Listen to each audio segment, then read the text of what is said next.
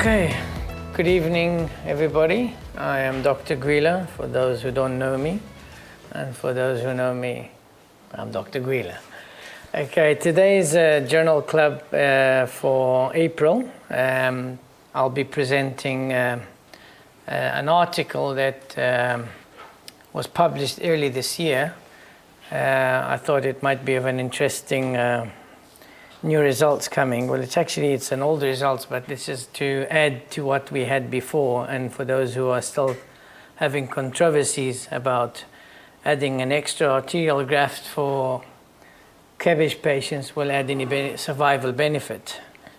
So the article is multi-arterial versus single arterial coronary surgery. It's the 10-year follow-up of a 1 million patient in the United States.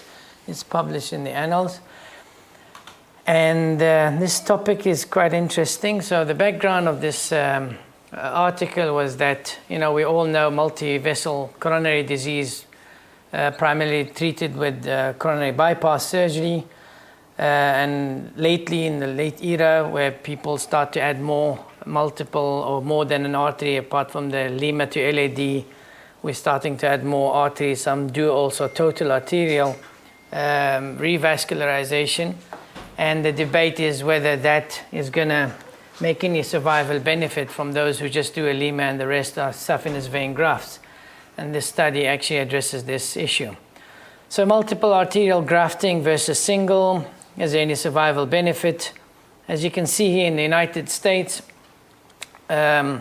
people who does multi-arterial graft surgeries are very few, and this is the latest numbers, which is 12%. This is all what contributes from out of all the coronary bypass surgeries in the United States. And hopefully you can see the curve going for the last 5 years, so it's improving. And the reason for that is the authors decided to look at the two groups, and the way they did it is they went into, obviously the study is a descriptive study, it's a retrospective, so it has its limitations. But we also know that STS database, or adult cardiac surgery database, is one of the probably best in the world. And what they did is they looked at the STS score and they linked that to the CDC National Death Index.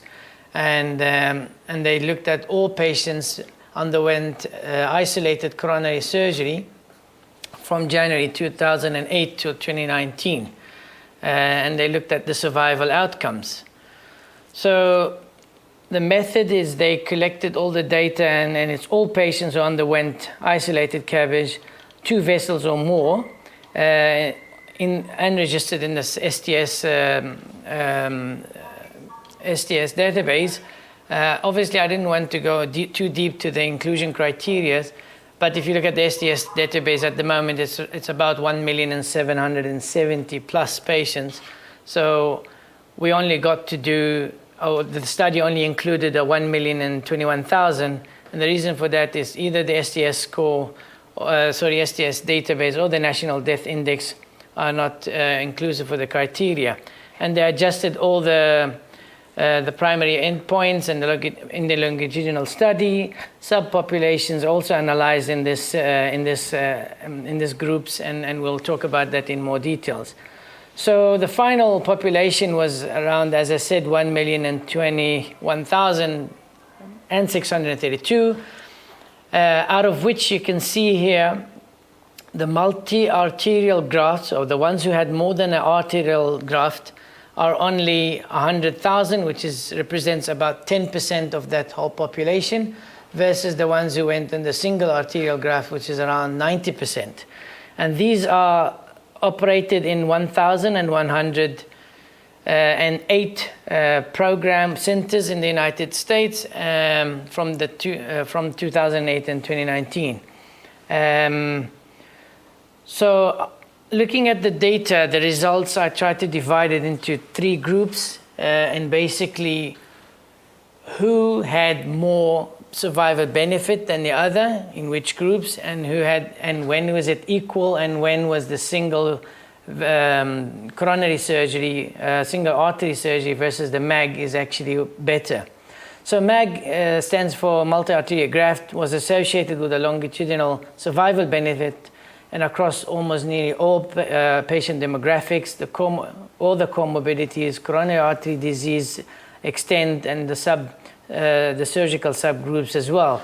This is a quite big graph slide, and very crowded, but it's important to look at. So what they did is they used the IPW, adjusted hazard ratio, and what they found here is that what favors the multi-arterial graft versus the single arterial graft, and you can all see the dots here are actually more favoring the the multi-arterial graft in terms of, you know, the coronary, whether that's off pump or on pump.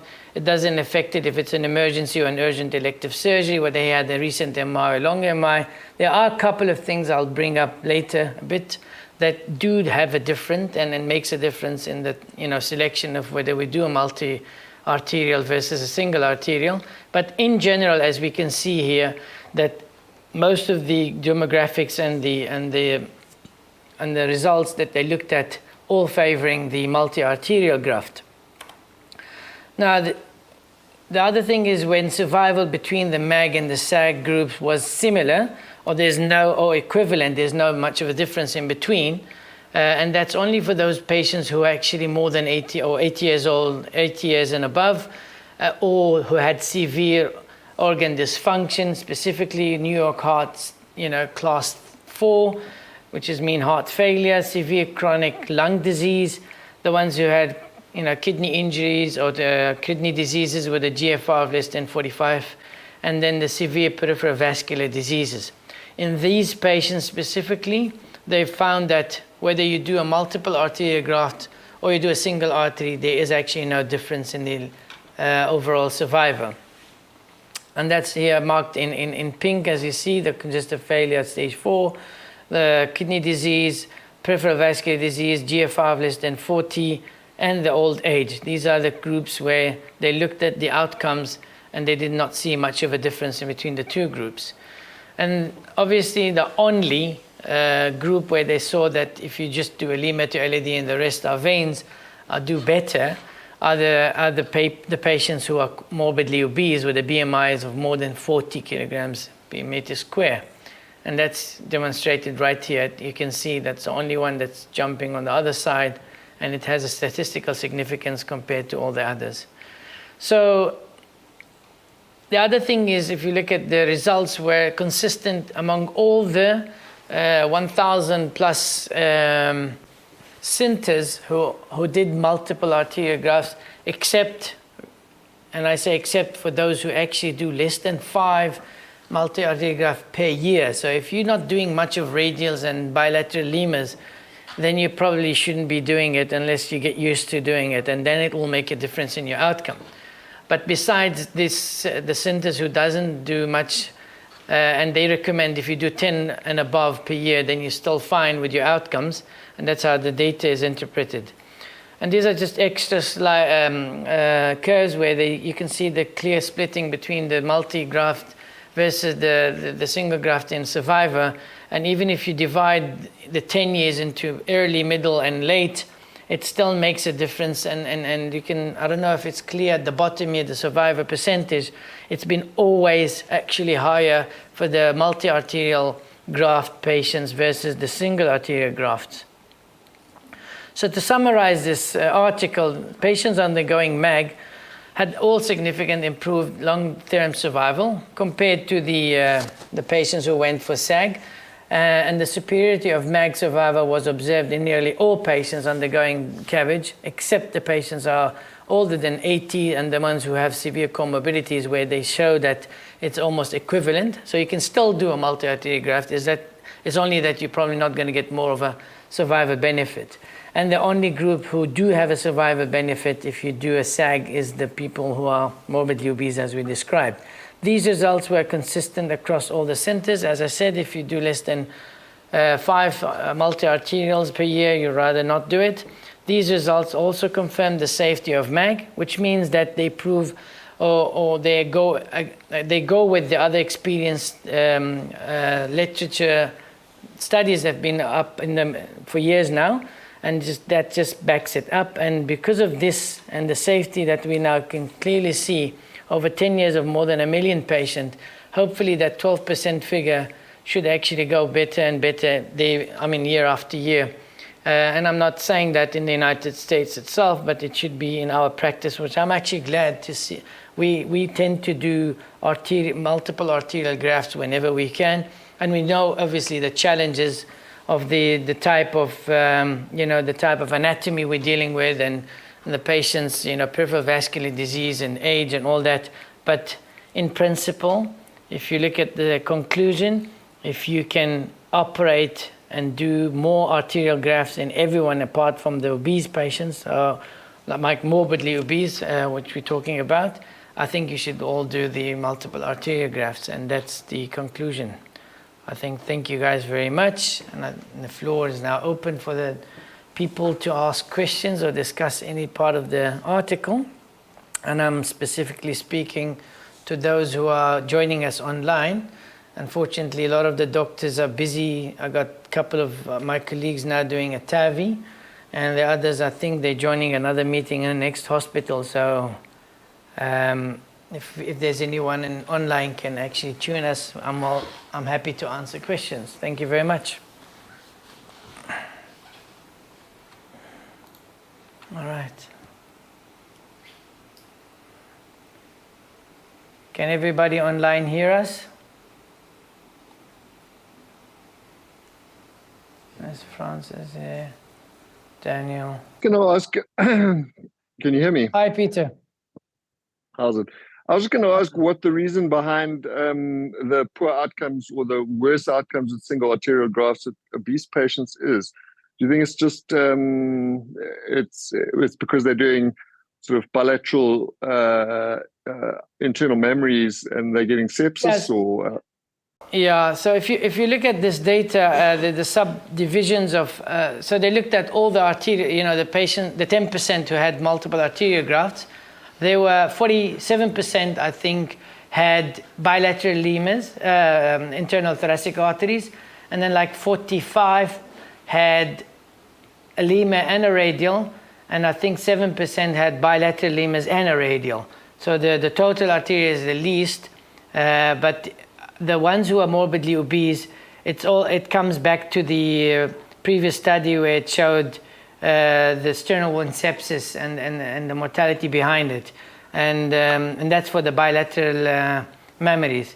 I didn't look at the radial and the morbidly obese patients, but this is clearly showing that, if you are morbidly obese with a 40 BMI and above, you shouldn't be doing total arterial. It was interesting to think about what the reason for that was, because it's... Yeah, I'll have a look at it. I don't know if there's actually, on that article itself, I can share that. I don't know if it will be sharing. Let me stop sharing first. I tried to look through this. It just brings up the sternal wound sepsis. That's the one main reason for actually those patients do worse. I can understand that, but if you add a radial to that, then the obese patients, they don't. I don't think it should add any morbidity. Yeah. But thanks so much, Jalo. It's like actually a really interesting study, isn't it? It's going to change everybody's practice. It should. That's the whole point. I think, with all the studies before, we had the issues with our trial before, and then hopefully the Roma trial will come up with more, strong evidence as well, because they mentioned that it is actually showing clear evidence of better survival if you do if you do at least a lemur and a radial. I think that's David Taggart. But in general, I think if you look at also the last 5 years in the United States, there's quite a steep, increase on the multiple arterial versus the single arterial. So hopefully it should actually make a difference in our practices. Yeah. Just an additional. Yeah. Just for interest, was there a difference between the total arterial and the sort of double arterial and vein graft for patients who are getting triple vessel bypasses? or did that not come up? I don't know if that is actually registered, because I looked at all the additional tables. They didn't compare that subgroup specifically with a total or radial edema, no. Or like two arterial versus a single. Yeah. I mean, it's just interesting information that will come out, I'm sure, in the future. But exactly, they'll probably start now criticizing. You know, if you torture the data, it will confess eventually.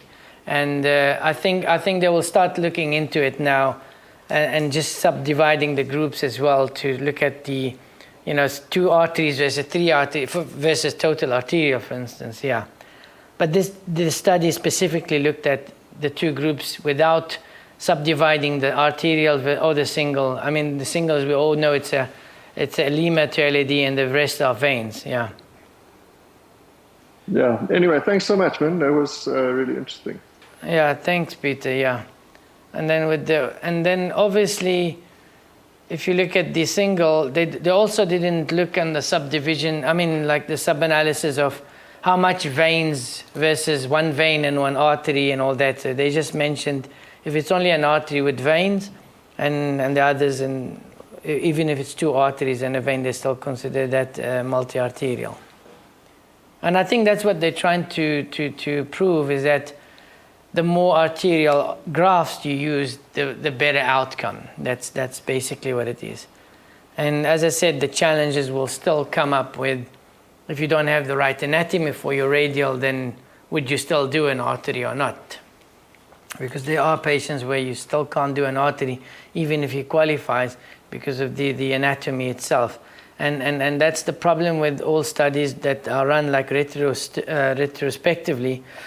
The STS score, I mean the STS data still has that limitation in terms of the causality. They did not have a specific anatomical, anatomical disease where they can actually look at the different anatomical pathologies and the graft as well, and a lot of limitation when it comes to retrospective and descriptive type of studies. Yeah, it'll also be interesting to know if the diabetics, they were doing bilateral memories, because those we've always regarded as an exclusion, to doing that. So that would be an interesting subgroup to look at as well. Let me just have a look if it's there. It should be diabetic there. Just give me a second. I didn't look at the diabetes personally. So diabetes mellitus. So if you look at insulin dependent, it still favors the multi. Oral control, all of and if it, so non-diabetics, oral control, and insulin, the 3 of them still favoring the multi-arterial compared to the single. Yeah. If you look at the curve, I don't know if can I just, yeah. Very interesting. Cool, man. Cool, Peter. I don't know the others here, and I'm not familiar with the names, but yeah, if anyone wants to ask a question or add a comment, I will be glad and grateful. All right, if we're all happy, we can actually end the session. As I said, it's unfortunate, a lot of the team is busy, so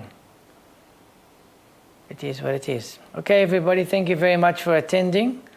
We must end this session at the moment, and thanks, Peter, for tuning in.